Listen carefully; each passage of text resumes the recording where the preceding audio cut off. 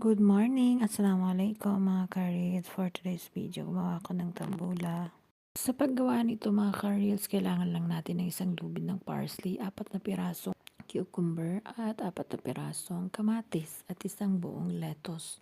Hinugasan ko na yan guys. Pagkatapos pwede na natin hiwain ng maliliit tulad. So guys, hindi ko na pinakita yung paghiwa ko ng kamatis at cucumber. Pero ganito siya, kaliit guys. Tapos, i-combine lang natin yan, i-mix lang natin yan lahat. Tapos, lalagyan natin siya ng asin, olive oil, at yung lemon. Yun yung nagpapasarap kasi yung lemon.